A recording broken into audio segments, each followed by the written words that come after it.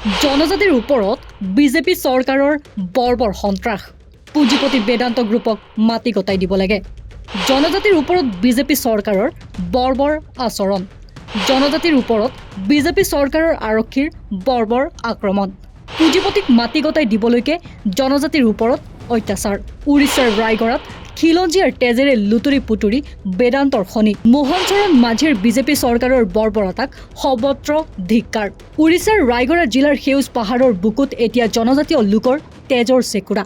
উন্নয়নৰ নামত কৰ্পৰেট স্বাৰ্থ সিদ্ধি কৰিবলৈ গৈ ৰাজ্যৰ বিজেপি চৰকাৰে নিজৰে নিকিন নাগৰিকৰ ওপৰত চলাইছে অবৰ্ণনীয় অত্যাচাৰ। চিজিমালি বক্সাইট খনিৰ বাবে নিৰ্মাণ কৰিবলগীয়া ৩ কিলোমিটাৰ পথৰ বিৰোধিতা কৰা কান্তমল আৰু হাগাবাৰী গাঁৱৰ নিৰীহ জনজাতীয় লোকসকলক মঙলবাৰে পুৱতি নিশা আৰক্ষীয়ে যিধৰণে আক্ৰমণ কৰিলে সি গণতন্ত্ৰত চৰম আঘাত ৰূপে বিবেচিত হৈছে। যি সময়ত মানুহে গভীৰ নিদ্ৰাত আছিল সেই সময়তে বিদ্যুৎ সংযোগ কৰ্তন কৰি অন্ধকাৰৰ সুযোগ লৈ আৰক্ষীয়ে চলোৱা এই আক্ৰমণ কেৱল আইন শৃংখলা ৰক্ষাৰ নামত কৰা কাৰ্য নহয়, বৰঞ্চ ই আছিল বেদান্ত গ্ৰুপৰ স্বাৰ্থত চলোৱা এক পৰিকল্পিত চৰকাৰী সন্ত্ৰাস। মুখ্যমন্ত্ৰী মোহন চৰণ মাঝিৰ নেতৃত্বাধীন বিজেপি চৰকাৰখনে জনজাতীয় লোকৰ অধিকাৰ সুৰক্ষিত কৰাৰ প্ৰতিশ্ৰুতি দি ক্ষমতালৈ আহিছিল যদিও বাস্তৱত তেওঁলোকে এতিয়া কৰ্পৰেট গোষ্ঠীৰ হাতৰ পুতলাত পৰিণত হোৱা দেখা গৈছে। নিজৰ ভেটি, মাটি আৰু পৰিৱেশৰ ৰক্ষাৰ বাবে ধৰ্ণা দি থকা লোকসকলক বুজাই বঢ়াই আঁতৰাই পঠোৱাৰ পৰিৱৰ্তে কন্দুৱা গেছ আৰু গুলীচালনাৰে দমন কৰিবলৈ চেষ্টা কৰাটো অত্যন্ত গৰিহণাযোগ্য। আৰক্ষীৰ এই বৰ্বৰতাক ৬০জনৰো অধিক লোক আহত হৈছে আৰু বহু লোকৰ অৱস্থা সংকটজনক।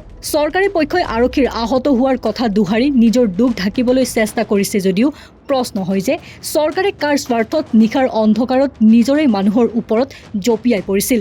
বেদান্ত গ্ৰুপৰ দৰে বৃহৎ উদ্যোগী গোষ্ঠীৰ মুনাফাৰ বাবে দৰিদ্ৰ জনজাতীয় লোকৰ ভূমিকা ৰিলোৱাৰ এই চক্ৰান্তই উৰিষ্যাৰ বিজেপি চৰকাৰৰ প্ৰকৃত স্বৰূপটো উদঙাই দিছে।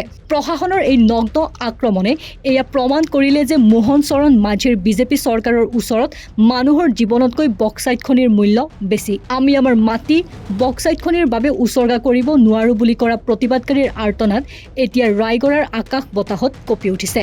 আৰক্ষী বাহিনী মোতায়েন কৰি আৰু BNS ধাৰা ১৮৯ জাৰি কৰি চৰকাৰে হয়তো সাময়িকভাৱে প্ৰতিবাদ দমন কৰিব পাৰিব, কিন্তু যি ক্ষোভৰ জুই জ্বলি উঠিছে তাক নিৰ্বাপিত কৰা অসম্ভৱ। বেদান্তৰ দৰে পুঁজিপতি গোষ্ঠীৰ স্বাৰ্থত খিলঞ্জীয়াৰ ওপৰত চলোৱা এই নিৰ্যাতনৰ বাবে ইতিহাসৰ ওচৰত মুখ্যমন্ত্ৰী মাঝি সদায় দোষী হৈ ৰ'ব। যি জনজাতীয় ভাই ভনীসকলে প্ৰকৃতিৰ বুকুত শান্তিৰে জীয়াই থাকিব বিচাৰিছে তেওঁলোকৰ সংগ্ৰামৰ লগত আজি সমগ্ৰ মানৱতা থিয় দিছে আৰু চৰকাৰে এই বৰ্বৰতাক কঠোৰ ভাষাৰে ধিক্কাৰ জনাইছে। News desk report, north east নাও।